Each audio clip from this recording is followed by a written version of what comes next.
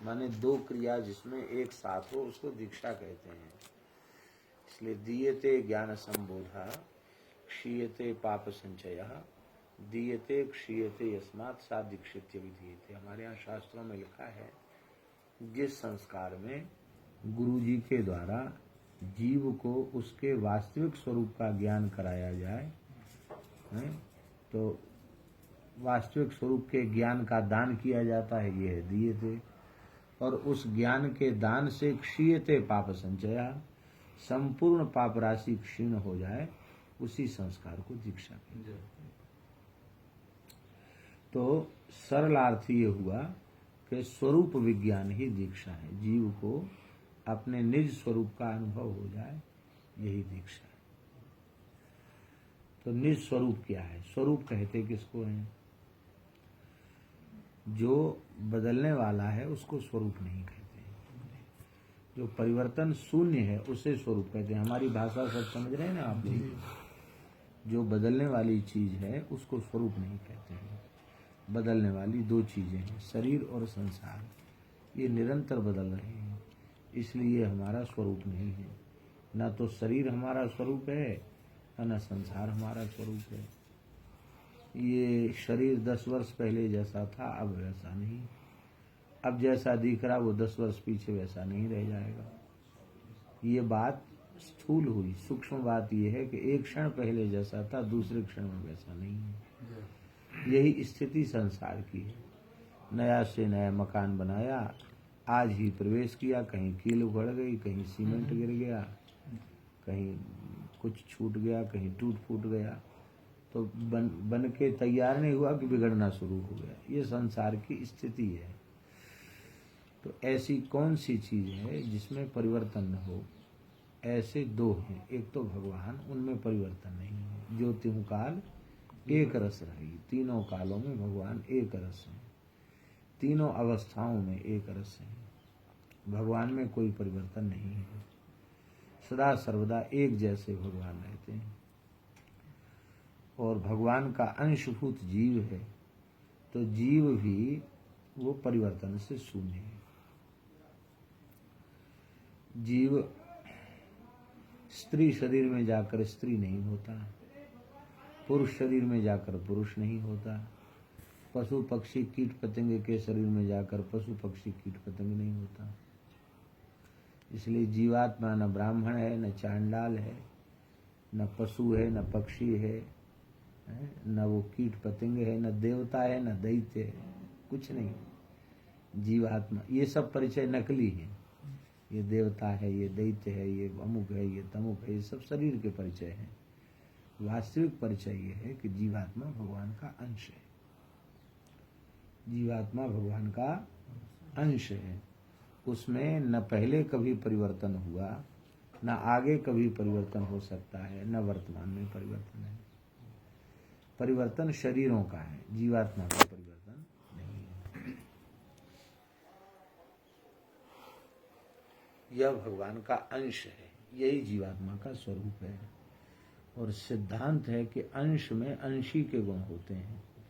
तो जीवात्मा भगवान का अंश है, इसलिए भगवान के सारे गुण जीव में विद्यमान हैं। भगवान सत्स्वरूप हैं, अविनाशी हैं, तो जीव भी अविनाशी है।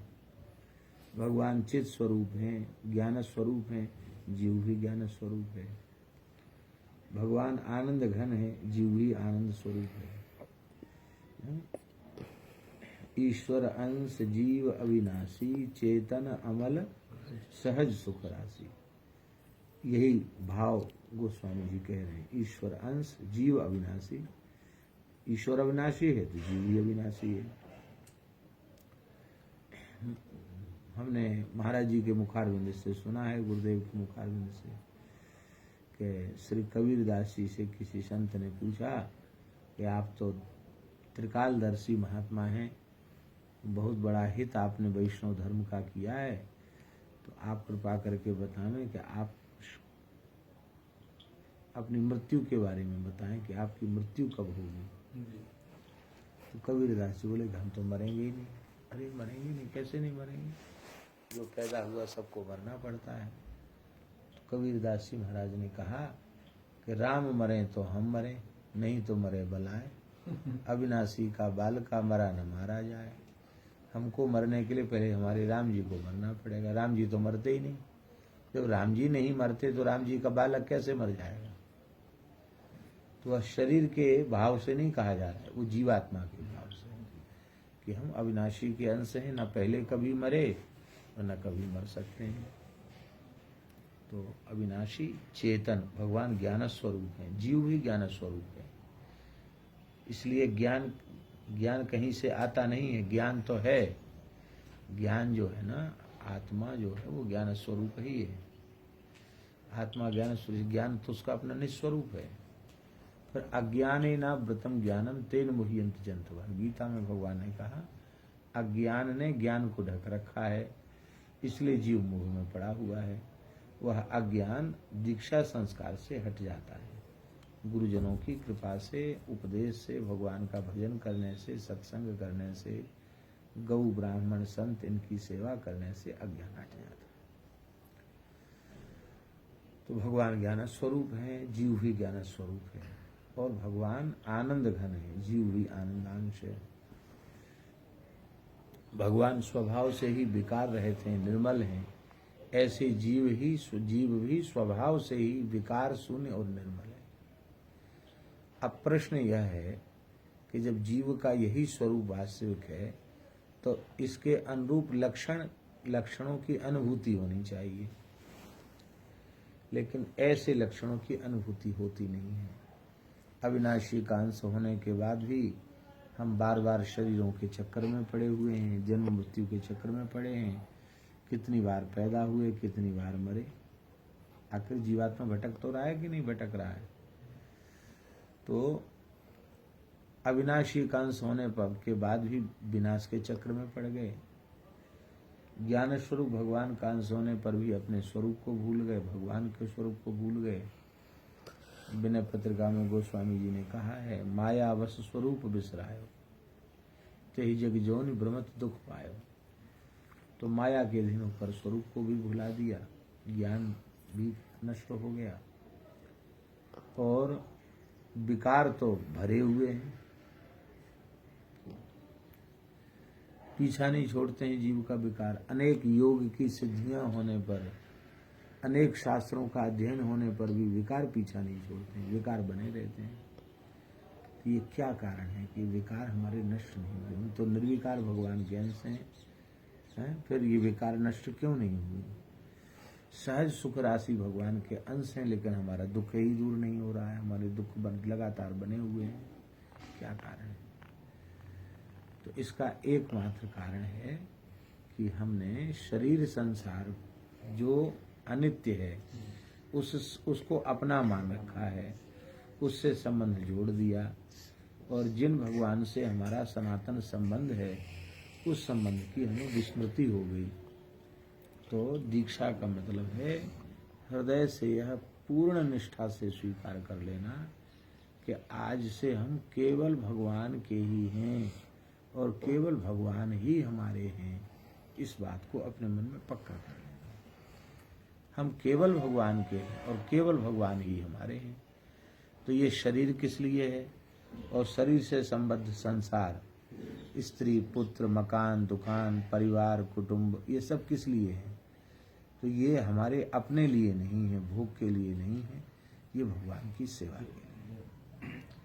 तो जब शरीर को और शरीर से संबद्ध संसार को हम भगवान की सेवा में लगा देंगे, ये जो हमारे स्वरूप का आवरण बने हुए हैं, ठीक है ना, जो बाधक बन रहे हैं भगवान की प्राप्ति में, वो साधक हो जाएंगे। ज्ञान किसको कहते हैं जानते हैं? अपने स्वरूप की अनुभूति को ज्ञान कहते हैं और भगवान के स्वरूप की अनुभूति को भक्ति कहते हैं। और शरीर संसार से उपरति को वैराग्य कहते हैं। ये सरल परिभाषा वैष्णव सिद्धांत के अनुरूप आत्म स्वरूप का, निस्वरूप का, आत्म स्वरूप का अनुभव ज्ञान है, भगवत स्वरूप का अनुभव भक्ति है और शरीर संसार से उपरति उदासीनता ये वैराग्य है। शरीर संसार से उपरति हो जाएगी तो कोई चीज बढ़िया से बढ़िया देखने का मन नहीं होगा। वृत्ति चंचल ही नहीं होगी कि अमुक जगह देखने जाएंगे। बहुत अच्छी से अच्छी कोई चीज, संगीत, उसको सुनने की इच्छा नहीं होगी। सुंदर से सुंदर गंध सूंघने की इच्छा नहीं होगी। बढ़िया से बढ़िया चटक मटक पदार्थ, चिकने चुपड़े, खट्टे मीठे चटपटे, ये सब पदार्थ खाने की रुचि उत्पन्न नहीं होगी। बढ़िया से बढ़िया वस्त्र है, उसको पहनने की इच्छा उत्पन्न नहीं होगी। ये होगा कि शरीर है, ये जैसे निर्वाह करता वो अपने प्रारब्ध का भोग कर ले। फिर भले ही शरीर अपने प्रारब्ध को उत्तम से उत्तम भोगे, चाहे अधम से अधम भोगे, उससे फिर भीतर कोई अंतर नहीं पड़ता है। लेकिन भीतर से ये वृत्ति हो जाए, इसलिए वैराग्य किसी बाह्य क्रिया का नाम नहीं है। वैराग्य अंतःकरण की वृत्ति का नाम है। अंतःकरण वैसा होगा तो फिर वैराग्य है। अंतःकरण वैसा नहीं हुआ तो कपड़ा नहीं पहनते हैं, नंगे रहते हैं, राख लगा लेते हैं सारे शरीर में, कुछ नहीं, बिछाते नहीं, ओढ़ते नहीं, लेकिन मन में ये है कि इसके कारण हमारी बहुत प्रसिद्धि हो, त्यागी तपस्वी के रूप में हमको लोग जाने माने, सम्मान करें, उसका कोई मतलब नहीं है। और भले ही कपड़ा शरीर पर पहने हो, लेकिन उस कपड़े में वृत्ति उसकी नहीं है। वृत्ति वैराग्य में ही है। तो न पहने तो उससे कोई प्रयोजन नहीं है। मूल बात है ये तीन बातें, अपने स्वरूप का ज्ञान, संसार और शरीर से उपरति वैराग्य, और भगवान के चरणों में अनुराग। बिन रघुपति बिना अनुरागा, प्रिय किए कोटि जप जोग विराग। बिना अनुराग के भगवान नहीं मिलेंगे। अनुराग माने भक्ति, अनुराग को ही भक्ति कहते हैं। और वो भक्ति संतों की कृपा से मिलेगी। जो वस्तु जिसके पास रहेगी वो देगा कहाँ से? जिसके पास है वो देगा, उससे मिलेगा। तो संतों की कृपा से भक्ति मिल जाती है। तात भगति अनुपम सुख मूला, मिलहि जो संत हो ही अनुकूला। संतों की अनुकूलता से भक्ति प्राप्त हो जाती है। भगवान खूब अनुग्रह करें। बस यही बात है कि हम शरीर संसार को भगवान के चरणों में अर्पित करें, और व्यवहार लोग का जैसा कर रहे हैं वैसा ही करना है, उसमें कोई अंतर नहीं है। लेकिन भीतर से ये निश्चय हो जाए तो निश्चय से ही सब बात बन जाएगी। अब जैसे पाणिग्रहण संस्कार के पश्चात सौभाग्यवती नारी का एक वेशभूषा नियमावली होती ना, एक पहचान होती है जिससे पता चलता है कि ये सौभाग्यवती नारी है, और नहीं तो होता कि ये सौभाग्यवती नहीं है। अब आजकल तो लोगों ने वो सब चिन्ह धारण करना भी बंद कर दिए, लेकिन वो ठीक नहीं है। उत्तम यही है शास्त्र की दृष्टि से कि सौभाग्यवती नारी अपने सौभाग्य चिन्हों को धारण करे। जैसे सौभाग्यवती नारी को श्रद्धापूर्वक सौभाग्य चिन्ह धारण करने चाहिए, वैसे ही वैष्णव को अपने वैष्णव स्वरूप के प्रति निष्ठा रखनी चाहिए। तिलक के प्रति, कंठी के प्रति। तो वैष्णवाचार जो है, हम कैसे पता चले कि हम भगवान के हैं? ये नारी सौभाग्यवती है, कैसे पता चले? सौभाग्य चिन्हों से। ऐसे ही वैष्णव की पहचान तिलक से है।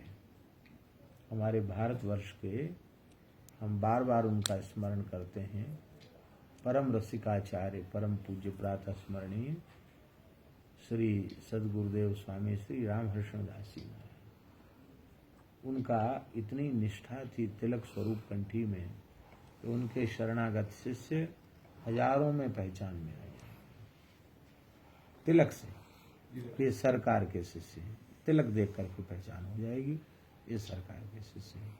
परिचय देना नहीं पड़ेगा कि हम उनके आश्रित हैं, देख करके पता चल जाएगा। बिना तिलक को या तो वापस कर दें। बड़ा सेठ आया वो सामान लेकर के, तुम्हारे सामान के हम भूखे हैं।